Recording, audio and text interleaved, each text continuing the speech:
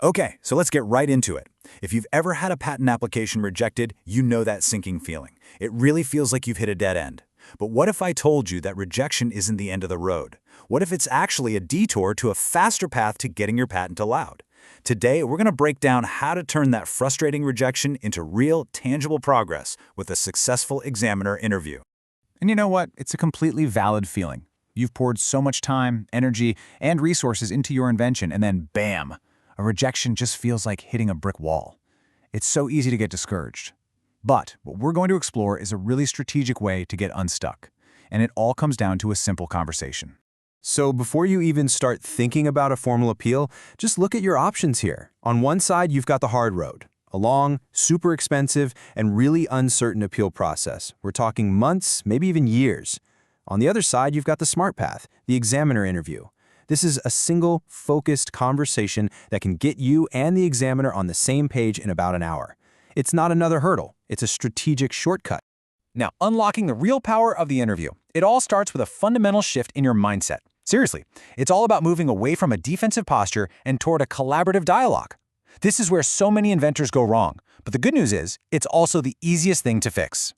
Let's just break down these two approaches, side by side. If you've got that defensive mindset, you see the examiner as an opponent, someone you have to beat.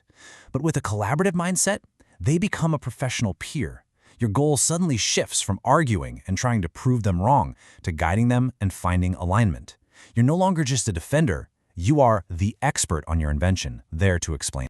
And that's really what it boils down to. The interview is about finding that productive sweet spot between two different kinds of expertise. You are, without a doubt, the world's leading expert on your invention.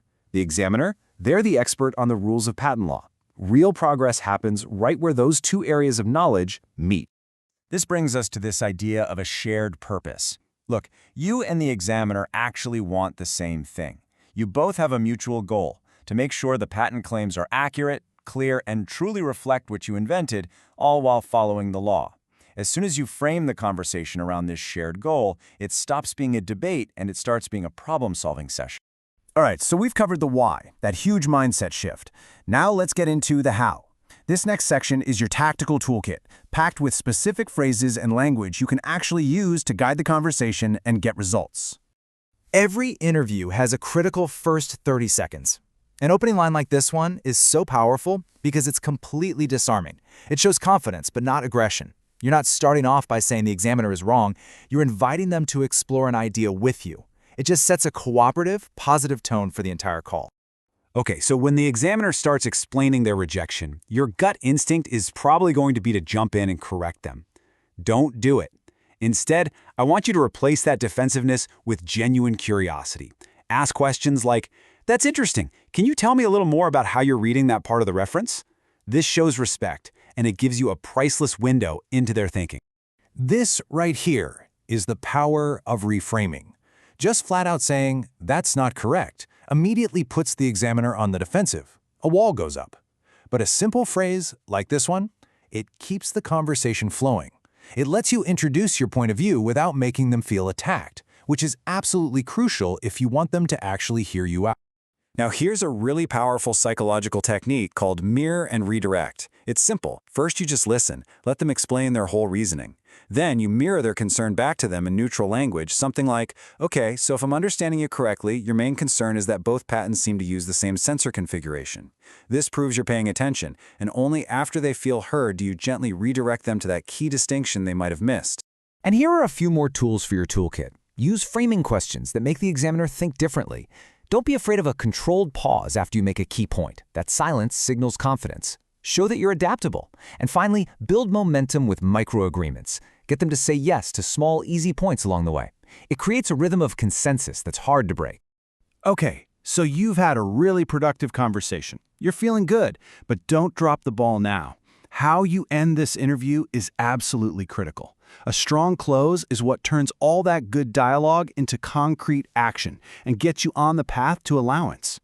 The key is to follow this simple three-step closing strategy. First, summarize the agreement you've built together. Second, propose a very specific next step, like a single targeted amendment.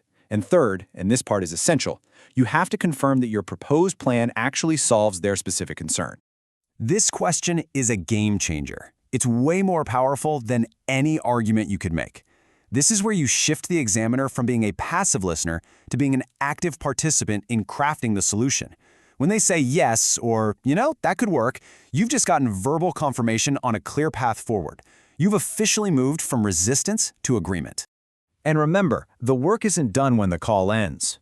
Think of a short, professional follow-up email as your second close. It reinforces that collaborative tone, it documents the understanding you both reached, and it gives the examiner total confidence that you're going to follow through cleanly. So, this is the final takeaway. The next time you're staring down a rejection, I want you to ask yourself this one question. Is this an argument I have to win? Or is it a problem that I can solve together with a professional peer? The mindset you choose, right there, in that moment, will make all the difference.